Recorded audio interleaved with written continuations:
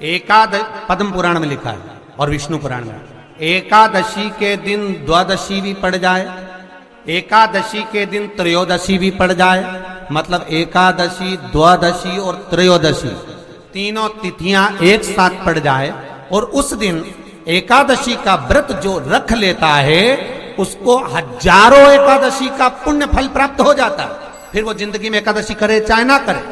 और फिर ध्यान देना, कोई मर रहा है, कोई तड़प रहा है, और आपने तो अपने जीवन में एक ही एकादशी करी और वो कौन सी त्रिविधि, और मान लो कोई मर रहा है तो आप उसमें से अपनी एकादशी में से आप 5 एकादशी दे सकते, भले आपने एक करी हो, क्योंकि आपने हजारों कर ली एक साथ, उसका पुण्य आप किसी को प्रदान कर सकते,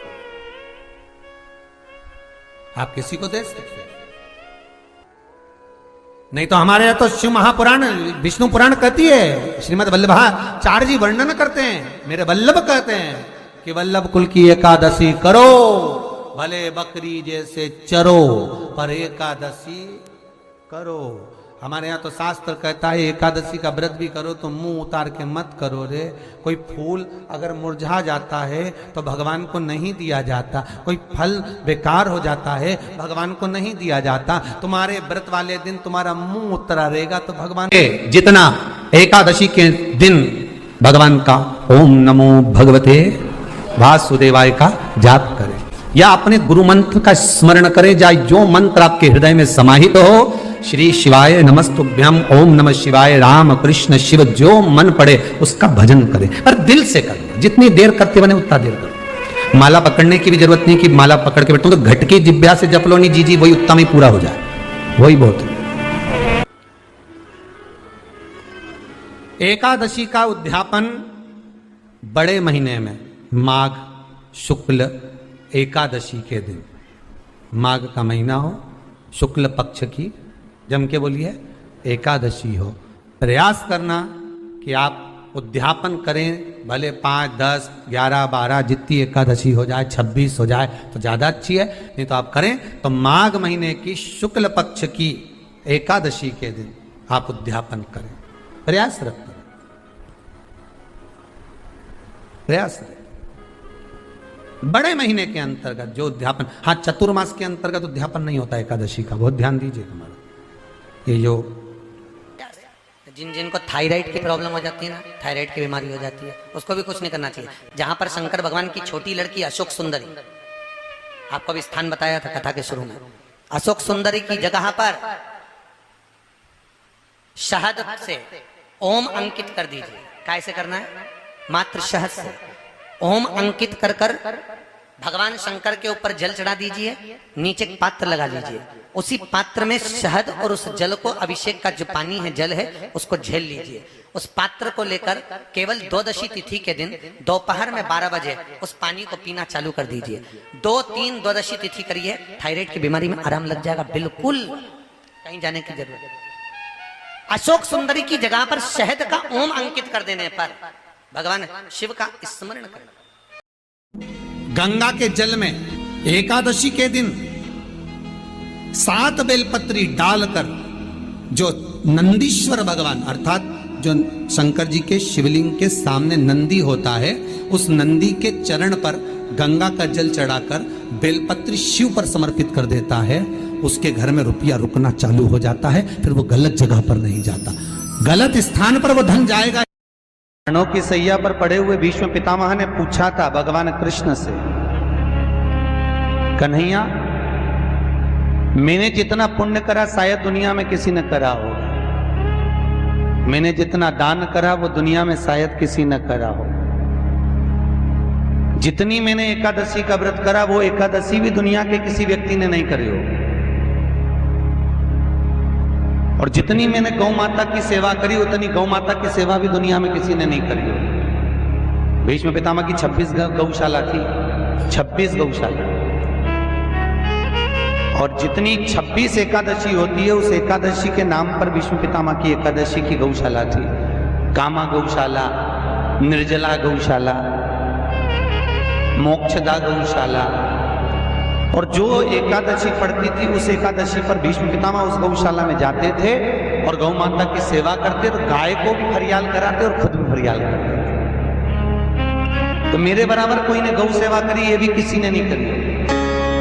और एक बात आज तक समझ में नहीं आई रे कन्हैया, कि मुझे ये समझ में नहीं आता कि मैंने पाप कौन सा करा था जो मुझे बाणों की सैया पर पटका गया। भगवान कृष्ण ने कहा, पितामह जी आपको तो ज्ञान के चक्षु दिए गए हैं, आप ध्यान लगा कर देखिए कि आपने पाप कौन सा करा। मैंने तो पुण्य ही पुण्य करा। भगवान ने कहा अपने 48 जन्म पहले जाइए। भीष्म पितामह ने ध्यान लगाकर 48 जन्म पहले प्रवेश करा। 48वें जन्म पर भीष्म पितामह सुंदर आनंद से एक नगर के पुण्यमय राजा थे।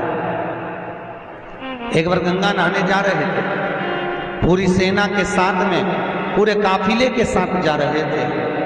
वन में से निकलते समय एक बड़ा सा सर्प बीच में पड़ा था, तो दूतों ने आकर कहा, महाराज आगे सर्प पड़ा है। पितामह ने कहा एक काम करो, वो राजा के रूप में पितामह बोले उस सर्प को उठाकर एक कोने में डाल दीजिए और अपना रास्ता सुलभ करिए। कोने में सर्प को फटका राजा कहते हैं, भीष्म पितामह कहते हैं, मैं राजा के रूप में गंगा नहाने जा रहा था, मैंने किसी को कष्ट नहीं दिया। भगवान कृष्ण ने कहा अब यहां तक की कथा तो आपने कह दी, अब आगे की कथा मुझसे सुन लो। तुम्हारे दूतों ने सर्प को उठाकर बमूल के कांटे की झाड़ियों में पटक दिया और वो कांटे सर्प को चुभ गए। सर्प उसमें तड़प तड़प कर मर गया। सांप जैसे तड़प तड़प कर मरा, भीष्म पितामह तुमको भी ऐसे ही तड़प तड़प कर मरना पड़ेगा। ये कर्म का दंड मनुष्य को भोगना पड़ता है। शिव महापुराण कहती है जैसे भीष्म पितामह का थोड़ा सा पाप बाणों की सैया पर पटका, उसी तरह शिव महापुराण की कथा में वर्णन किया वेद व्यास जी ने कि हमारे 7 जन्म के पुण्य, हमारे दादा परदादा परदादा के भी दादा के पुण्य की जब गुल्लक, जैसे बच्चा गुल्लक भरता है ना, 1-1 रुपया इकट्ठा करता है और जब गुल्लक फोड़ता है तो कोई अच्छी चीज लेकर आता है, बड़ा सा गिफ्ट लेकर आता है। उसी तरह जब हमारे दादा परदादाओं की पुण्य की गुल्लक भराते भराते उनके बच्चे भी पुण्य की गुल्लक भरते हैं, भरने के बाद जब गुल्लक फूटती है तब जानो कि अपने परिवार में शिव महापुराण की कथा होती है। ये पुण्य की गुल्लक फूटी। भीष्म पितामह ने जितनी एकादशी करी शायद दुनिया में किसी ने इतनी एकादशी नहीं करी। तो भीष्म पितामह ने जो एकादशी करी उसका पुण्य भीष्म पितामह को देना, क्या करना पड़ेगा? पितामह के लिए अर्जुन से कहो बाण छोड़े, पितामह के शरीर को वो बाण छुएंगे, लगेंगे। दुनिया को लगेगा कि भीष्म पितामह बाणों की सैया पर पड़े हैं, पर भीष्म पितामह बाणों की सैया पर नहीं। पितामह ने जितनी एकादशी करी है वो सारी एकादशी बाण बनकर भीष्म पितामह को अपने हाथ पर झेल लेगी, उसको मरने नहीं देगी, पटक देगी। जिसको इतने सारे बाण चुभे हैं उसको कितना कष्ट होगा, पर भीष्म पितामह का पूरा शरीर देखो, पूरी कथा देखो। भीष्म पितामह की महाभारत को उठाकर एक एक पर्व को पढ़कर देखना, उसमें भीष्म पितामह बड़े आनंद से बाणों की सैया पर पड़े। द्वारकाधीश पूछ रहे हैं मरते क्यों नहीं हो, दर्द नहीं हो रहा, कष्ट नहीं हो रहा? भीष्म पितामह कह रहे हैं मुझे तो लगता ही नहीं कि मैं बाणों की सैया पर हूं, मुझे तो लगता है जैसे मैं मेरी मां की गोद में सोया हुआ हूं। एकादशी ने भीष्म पितामह को झेल कर रखा था। एकादशी शिव कथा कह रही है। कोई चिढ़ रहा है चिढ़ने दो, कोई अपशब्द कह रहा है कहने दो, कोई आड़ा टेढ़ा कह रहा है कहने दो, कोई कुछ भी बोले तुम्हें मतलब। कि जो शुक्ल पक्षी की एकादशी के दिन शास्त्र कहता है घर के बुजुर्गों को, घर के बड़ों को, जेठ जेठानी हो, सास ससुर हो, घर में जो तुम्हारी उम्र से बड़ा हो, उसको एकादशी के दिन फूल या पीली चने की दाल या पीला वस्त्र, कुछ भी पीली सामग्री आज घर के बड़ों को देना चाहिए। क्यों देना चाहिए? तो शिव महापुराण की कथा कहती है कि जो शुक्ल पक्षी की एकादशी के दिन पीली वस्तु का दान दे देता है, घर के किसी ब्राह्मण को देने नहीं जाना, किसी मंदिर में देने नहीं जाना, आपके ही घर में, आपके ही घर के बड़ों को कोई भी पीली चीज का दान कर सकते। फूल हो, मिठाई हो, कोई अनाज हो, कोई वस्त्र हो, पीली वस्तु का दान दे। क्यों होगा? क्या होगा उससे? शिव महापुराण की कथा कहती है उससे जिंदगी में कभी बड़ी बीमारी प्रवेश नहीं कर। कि भगवान शिव के मंदिर में अगर हम प्रवेश नहीं भी कर सके, मान लो शंकर के द्वार पर, शंकर की चौखट पर शिव के द्वार हम नहीं पहुंच पाए, तो शिव महापुराण की कथा कहती है जो जल देवाधिदेव महादेव को समर्पित कर कर आ रहा है, जो भगवान शंकर को मात्र जल समर्पित कर कर आ रहा है या समर्पित करने जा रहा है, मात्र उस शिव भक्त का मस्तक पर त्रिपुंड लगाने वाला, तिलक लगाने वाला, गले में रुद्राक्ष धारण करने वाला या शिव जी पर एक लोटा जल चढ़ाने वाले का मात्र हम दर्शन भी कर लेते हैं तो हमारे कोटि कोटि पाप समाप्त हो जाते हैं, मात्र शिव का दर्शन कर लेते हैं। वैष्णव और स्मार्त में अंतर है। आप लोग कभी कैलेंडर देखे हैं आप लोगों ने? जम के बोलो जरा। कैलेंडर आपके घर में होगा तो उसमें 2 एकादशी पड़ती है, बोलो सही है कि गलत है? एक में लिखा रहता है वैष्णव की एकादशी और दूसरी में लिखा रहता है स्मार्त, जम के बोलो जरा, स्मार्त एकादशी। अब लोगों उनको चक्कर में पड़ जाते हैं कि हम ये करें कि ये करें। अरे शिव महापुराण की कथा कहती है कि तुम्हारी मर्जी पड़े जो करो, तुम तो बड़े पर करो जरूर। हम तो यहां तक कहते हैं वल्लभ कुल की एकादशी करो, भले बकरी जैसे चरो पर करो, पर अपने को छोड़ना नहीं है एकादशी। भले तुम वैष्णव धर्म की कर लो चाहे स्मार्ती की कर लो, पर करो। इन्हें जगन्नाथपुरी में एकादशी को उल्टा लटकाया। आप लोग गए होंगे तो देखा होगा कि जगदीश में, जगन्नाथपुरी में एकादशी उल्टी लटकी। कारण क्या था? खूब विरोध करा गया श्रीमद् वल्लभाचार्य जी का कि तुमने एकादशी को उल्टी लटका दिया जगन्नाथपुरी में। क्यों लटकाया? उसका कारण क्या था? श्रीमद् वल्लभाचार्य जी ने कहा, आप कहते हो कि कोई मरे तब एकादशी का दान दीजिए, आप कहते हो कि कोई मरे तब अन्न का दान दीजिए, आप कहते हो कि कोई मरे उसके बाद में आप ये दान दीजिए। श्रीमद् वल्लभाचार्य जी ने एकादशी को उल्टा लटका कर कहा कि एकादशी का अगर दान करना है तो पहले एकादशी करो और एकादशी करने के बाद उस एकादशी का फिर दान करो जीते जी। एकादशी है कौन? क्यों इसकी इतनी प्रधानता है? क्यों इसकी पुण्यता है? ऐसा क्या है एकादशी में जो इसकी पुण्यता मानी जाए?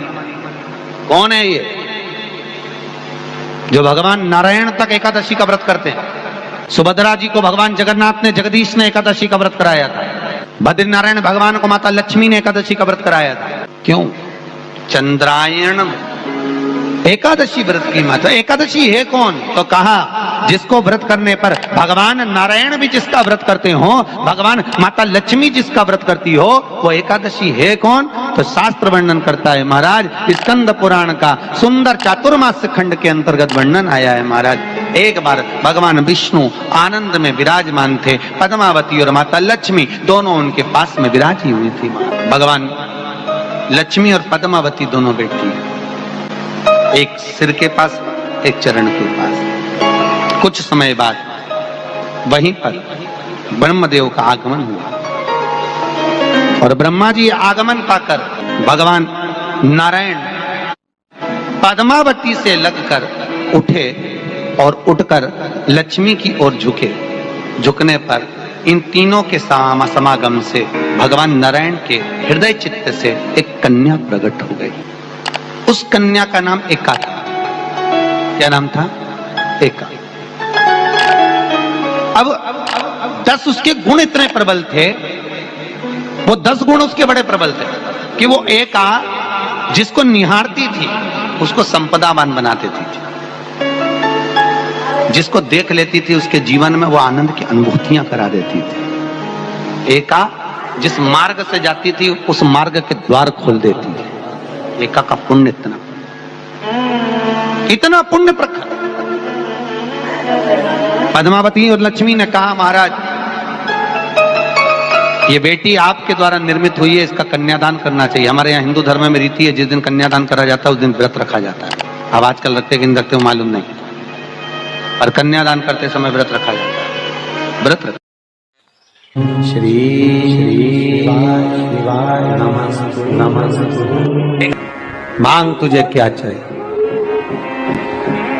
एकादशी ने भगवान विष्णु से कहा, नाथ प्रभु वर दे दो, मृत्यु लोक में जो मनुष्य मेरा व्रत करेगा, चाहे जलचर, थलचर, वायुचर या सांसारिक मनुष्य, मेरा अगर एकादशी का व्रत करेगा प्रभु, उसके यहाँ धन धान्य वैभव सुख संपदा बढ़ेगी और उस जीवात्मा को नरक नहीं भोगना पड़ेगा, सीधे वैकुंठ का उसको वास मिलेगा।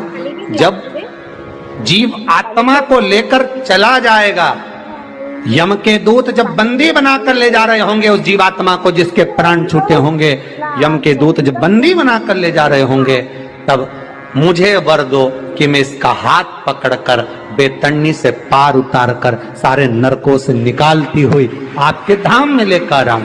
भगवान ने वर दे दिया, तथास्तु। हे एकादशी सुनो, मृत्यु लोक का मनुष्य अन्न का त्याग कर कर, क्योंकि अन्न में एकादशी के दिन पाप पुरुष रहता, अन्न का त्याग कर कर एकादशी के दिन जो मनुष्य तुम्हारा व्रत धारण करेगा, उस व्रत को करेगा और उस व्रत को धारण करेगा, उसकी मनोकामना पूर्ण होकर वो मेरे ही धाम को जाएगा। ये तो हुआ एकादशी के जन्म की कथा। एकादशी का व्रत करती, बहुत ध्यान से सुनना आज की कथा को, शायद जिंदगी में मिली ना मिली, पर ये कथा का रिश्ता तो बहुत ध्यान से सुनना।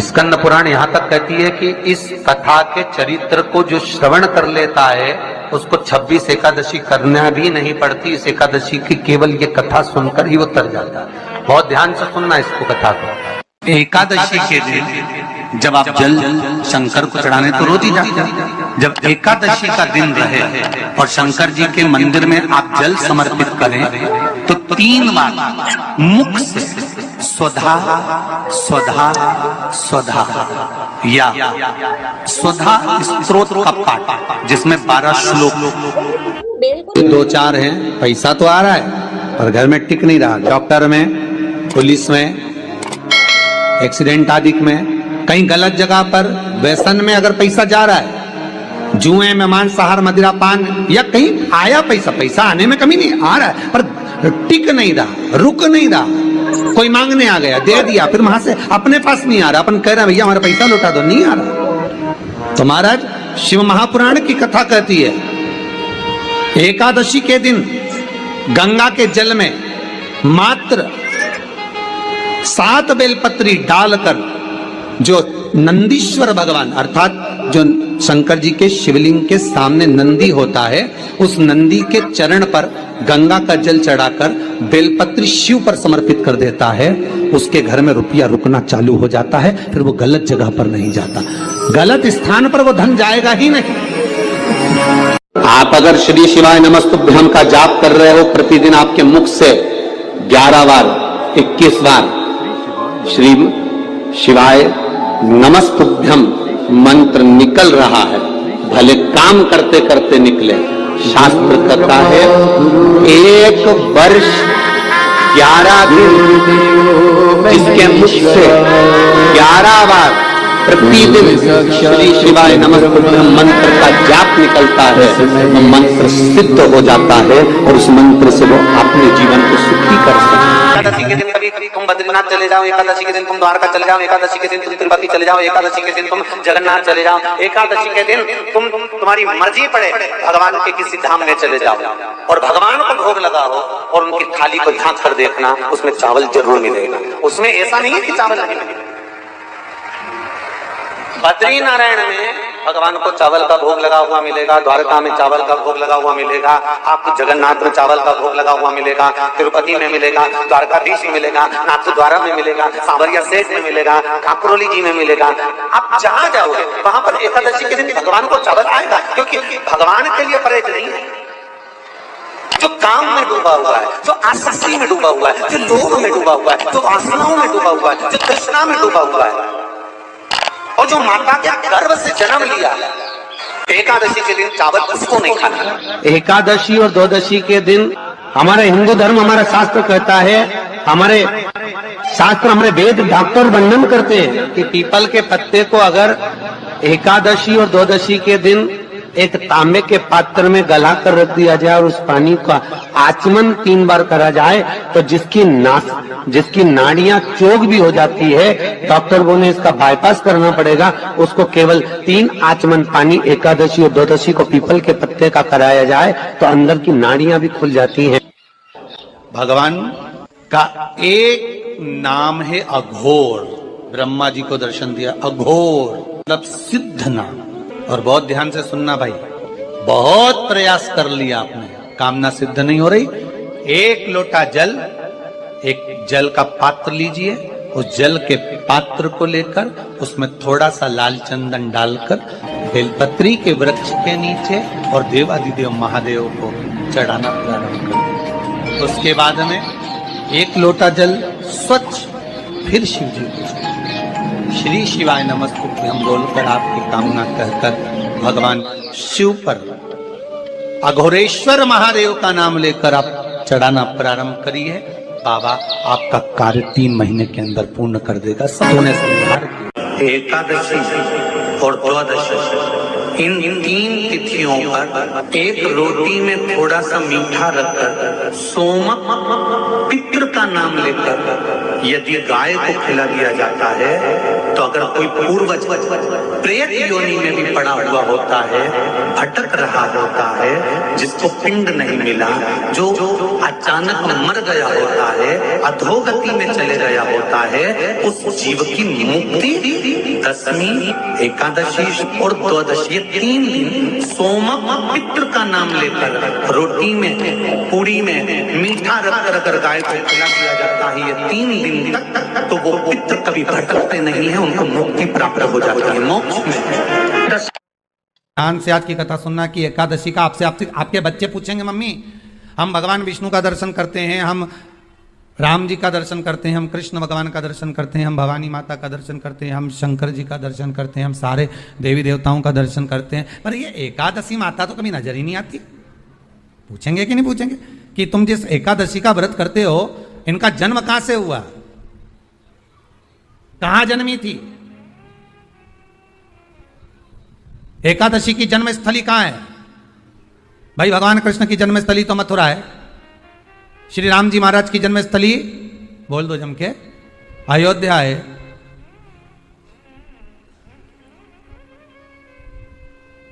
कोई आपसे पूछ ले कि एकादशी की जन्मस्थली कहां है तो आधे लोग तो बाल खुजाने में लग जाएंगे कि एकादशी आखिर पैदा कहां हुई थी, जन्म कहां लिया था, इसका जन्म हुआ कहां था, कहां जन्मी थी ये?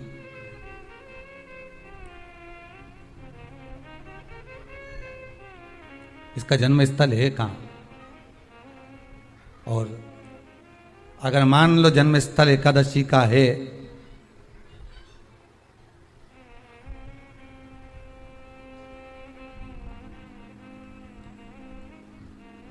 और एकादशी अगर जन्मी है, उसका जन्म हुआ है और दुनिया के लोग इतना व्रत करते हैं, उपवास करते हैं,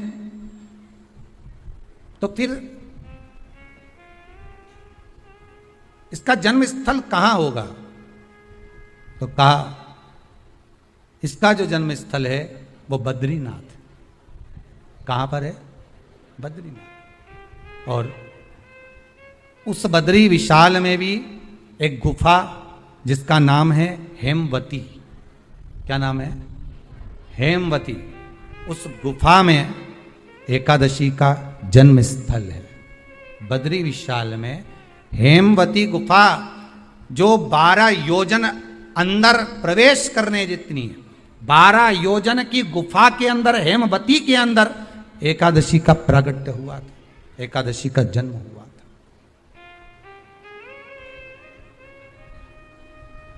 अब तो बता सकते हो ना कि कोई पूछे कि राम जी का जन्म अयोध्या में हुआ, भगवान कृष्ण का जन्म मथुरा में हुआ। पूछ ले मम्मी तू इतनी एकादशी का व्रत करती है, एकादशी का तू व्रत करती है और सबको करा देती है कि वल्लभ कुल की एकादशी करो, भले बकरी जैसे चरो पर एकादशी करो, और सबको एकादशी कराया। तो कोई पूछ ले कि एकादशी का जन्म कहां हुआ था, तो आप कह सकते हो कि बद्री विशाल में, हेमावती में, बद्री विशाल के हेमवती गुफा के अंदर जो 12 योजन की गुफा है, उस गुफा में एकादशी का जन्म हुआ।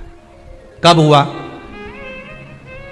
जन्म होने का कारण, राम जी के जन्म होने का कारण था रावण का संग्राम। भगवान कृष्ण के जन्म होने का कारण था कंस का संग्राम। नरसिंह भगवान के जन्म होने का कारण, प्रकट होने का कारण था हिरण्यकशिपु का संग्राम।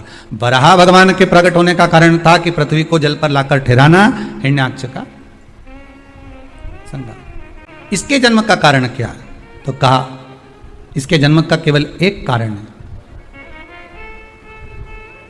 सतयुग में, अब एक और बात का बहुत ध्यान दीजिएगा महाराज, सतयुग एक बार नहीं हुआ कि तुम सोचो कि सतयुग के बाद में द्वापर, त्रेता आ गया, त्रेता के बाद द्वापर आ गया, द्वापर के बाद कलयुग आ। एक सतयुग नहीं है, एक त्रेता नहीं है, एक द्वापर नहीं है। ना जाने कितने कितने सतयुग निकल गए, ना जाने कितने कितने द्वापर, त्रेता, कलयुग, ना जाने कितने निकल गए। और आप और हम जैसे भी इस पृथ्वी पर ना जाने कितने, अरे जम के तो बोलो, निकल गए। पृथ्वी वहीं की वहीं है, जिस मकान में रहते हो वो मकान भी वहीं की वहीं है। बस कभी कभी एकदम प्लाट हो जाता है, फिर उस पर वापस बन जाता है, फिर क्लीन, फिर बन गया, फिर क्लीन, फिर बन गया। ना जाने कितने कितने कितने कितने जन्म हम ले चुके हैं, और हमारे भी आगे का जन्म कितने जन्म होते रहेंगे। जमीन वहीं की वहीं रह जाएगी और अपन चले जाए, बस वो जगह वहीं रहेगी।